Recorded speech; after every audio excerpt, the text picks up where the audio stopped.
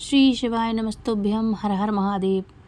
सावन मास की आप सभी को हार्दिक हार्दिक शुभकामनाएं। आज हम बात करेंगे शिव महापुराण के साथ संहिता और 11 खंडों में बांटा गया श्री शिव महापुराण की अलग अलग एपिसोड को हम बांट करके लाएंगे और अलग अलग एपिसोड की पूरी सीरीज़ सुनाएंगे, अर्थात हम पूरी सीरीज़ बनाएंगे। फ़िलहाल इस एपिसोड में हम सुनेंगे श्री शिव महापुराण का महत्व और उसका पहला अध्याय। तो पहला अध्याय शिव महापुराण का शुरू करते हैं। सूत जी द्वारा शिव महापुराण की महिमा का वर्णन। श्री शौनक जी बोले, हे महाज्ञानी, सूत जी संपूर्ण सिद्धांतों के ज्ञाता हैं। हे प्रभु, मुझसे पुराणों की कथाओं के सार तत्व का विशेष रूप से वर्णन कीजिए।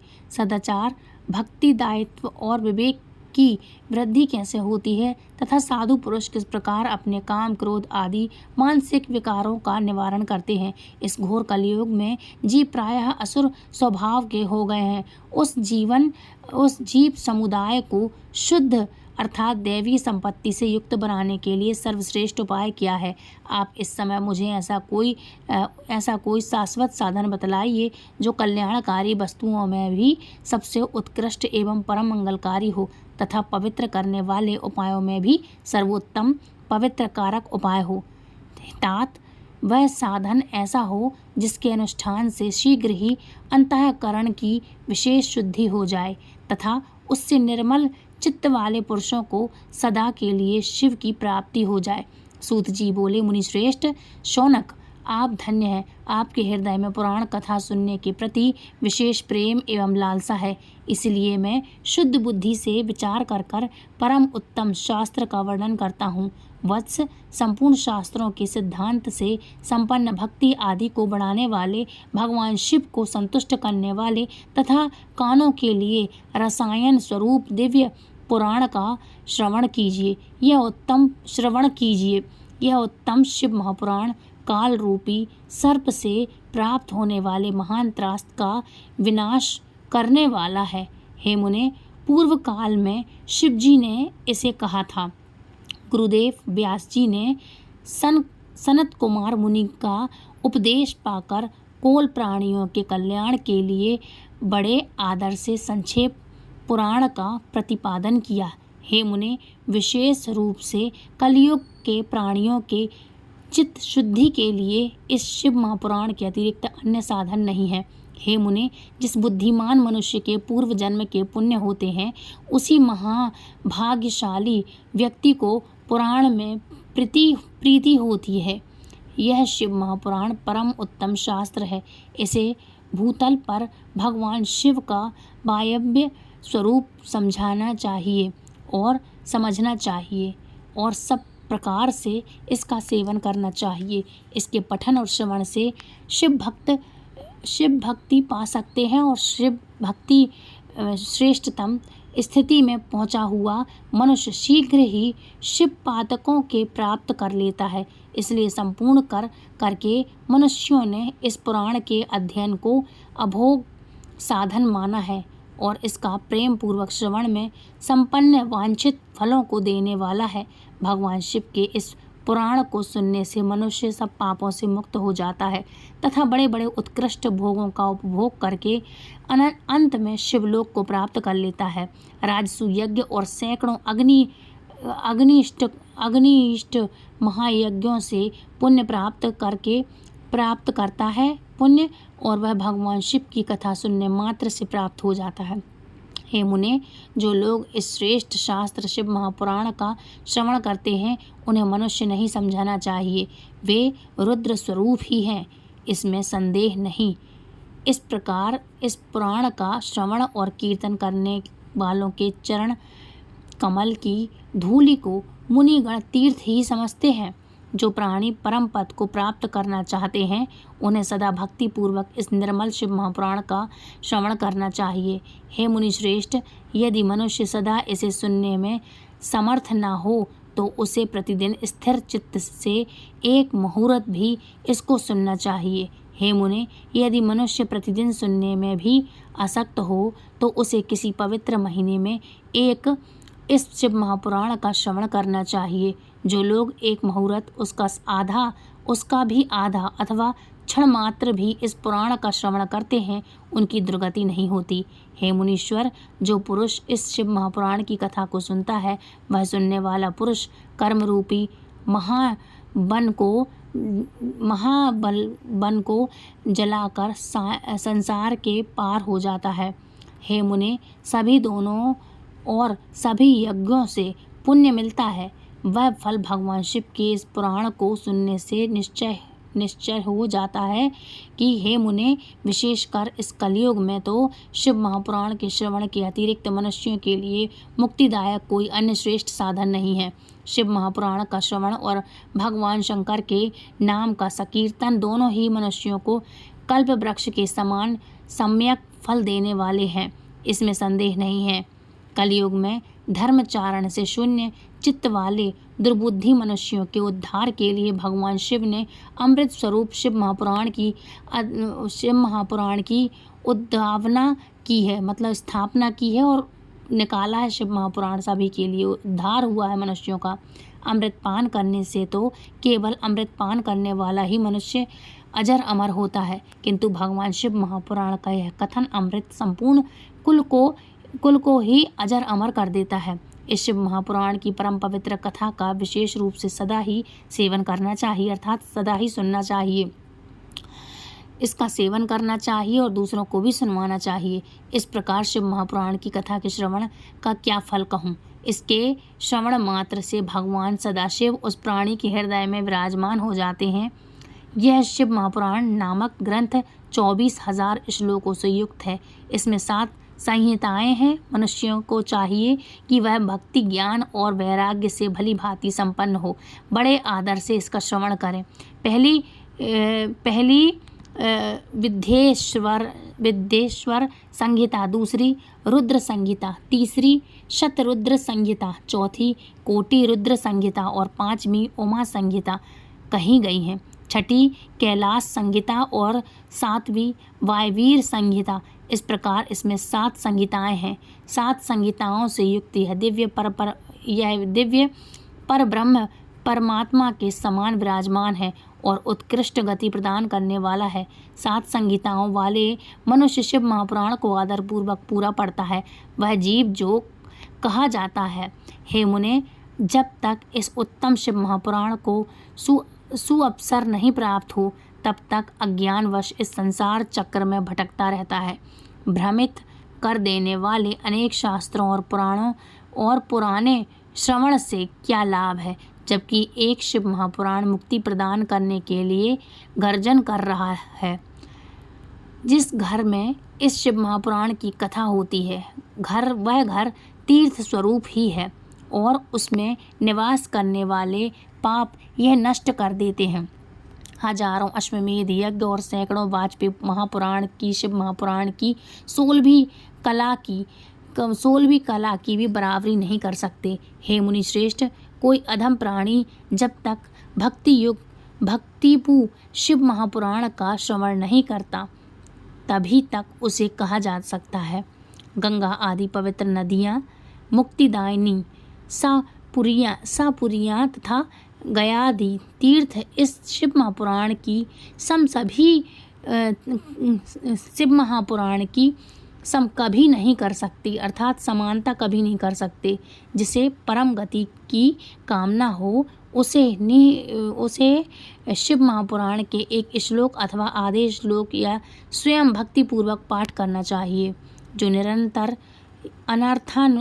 निरंतर अर्थानुसंधान पूर्वक इस शिव महापुराण का मतलब वाचता है, मतलब सुनाता है, सुनता है अथवा नित्य प्रेम पूर्वक इसका पठन मात्र करता है, वह पुण्य आत्मा है। इसमें संचय नहीं है। जो उत्तम बुद्धि वाला पुरुष अंतकाल में भक्तिपूर्व 4 इस पुराण को सुनता है उस पर अत्यंत प्रसन्न हूँ मैं। भगवान शिव, भगवान महेश्वर उसे अपना पद धाम अर्थात अपना पद दे देते हैं, अपना धान प्रदान कर देते हैं। जो प्रतिदिन आदरपूर्वक इस शिव महापुराण का पूरा पाठ करता है वह इस संसार में संपूर्ण भोगों को भोग करके अंत में भगवान शिव के पद को प्राप्त कर लेता है। जो प्रतिदिन आलस्य, रेशमी वस्त्र आदि के इस शिव महापुराण का सत्कार करता है वह सदा सुखी होता है। यह शिव महापुराण निर्मल तथा सेवकों का सर्वस्व है। इस लोक और परलोक सुख चाहने वालों को आदर के साथ शिव महापुराण यत्न पूर्वक इसका सेवन करना चाहिए, शिव महापुराण को पढ़ना चाहिए। यह निर्मल एवं उत्तम शिव महापुराण धर्म, अर्थ, काम और मोक्ष इन चारों स्वरूपों का पुरुषार्थों को देने वाला है। अतः सदा प्रेम पूर्वक इसका श्रवण करना चाहिए एवं विशेष रूप से पाठ करना चाहिए। वेद, इतिहास तथा अन्य शास्त्रों में यह शिव महापुराण विशेष कल्याणकारी है, ऐसा मुमुक्षुम जनों को समझना चाहिए।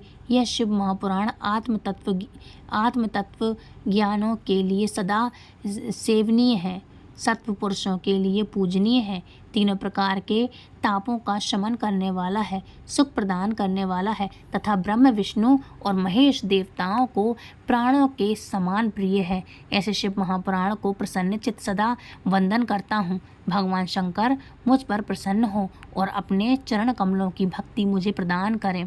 शिव महापुराण का हिंदी में पहला अध्याय समाप्त हुआ। शिव महापुराण का द्वितीय अध्याय। देवराज को शिवलोक की प्राप्ति। शौनक जी बोले, हे महाभाग सूत जी, आप धन्य हैं, परमार्थ तत्व के ज्ञाता हैं। आपने कृपा करके हम लोगों को यह बड़ी अद्भुत एवं दिव्य कथा सुनाई है। हमने यह पापनाशनी, मन को पवित्र करने वाली और भगवान शिव को प्रसन्न करने वाली अद्भुत कथा सुनी। भूतल पर इस कथा के समान कल्याण का सर्वश्रेष्ठ साधन दूसरा कोई नहीं है। यह बात हमने आज आपकी कृपा से निश्चय रूप पूर्वक समझ ली है। हे सूत जी, इस पर सूत जी बोले, हे मुनि, जो भी मानव पापी, दुराचारी, क्रोध तथा काम क्रोध इत्यादि में सदा डूबे रहने वाले हैं, वे भी इस पुराण से अवश्य शुद्ध हो जाते हैं। यह कथा वास्तव में अति उत्तम ज्ञान यज्ञ है, जो सदा सांसारिक भोग और मोक्ष देने वाला है, सभी पापों को नष्ट करने वाला है और भगवान शिव को प्रसन्न करने वाला है।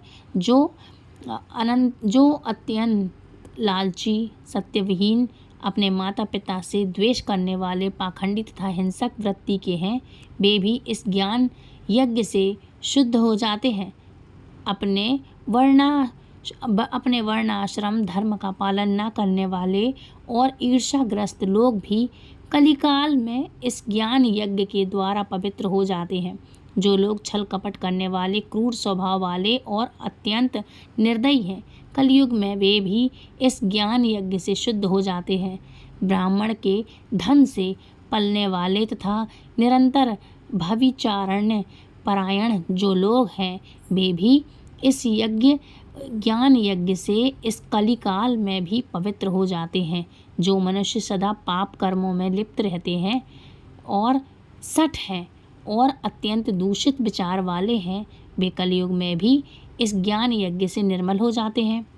और दुश्चित, रिक्त, दुर्बुद्धि वाले और उद्विग्न चित्त वाले और देवताओं के द्रव्य का उपभोग करने वाले पापी जन भी कलिकाल में भी इस ज्ञान यज्ञ से पवित्र हो करके इस पुराण के श्रवण का पुण्य बड़े बड़े पापों को नष्ट करता है, सांसारिक भोग तथा मोक्ष प्रदान करता है और भगवान शंकर को प्रसन्न करता है।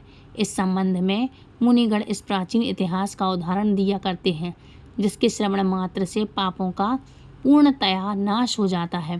पहले की बात है, किरात नगर में एक ब्राह्मण रहता था, जो अज्ञानी, दरिद्र, रस बेचने वाला तथा वैदिक धर्म से विमुख था।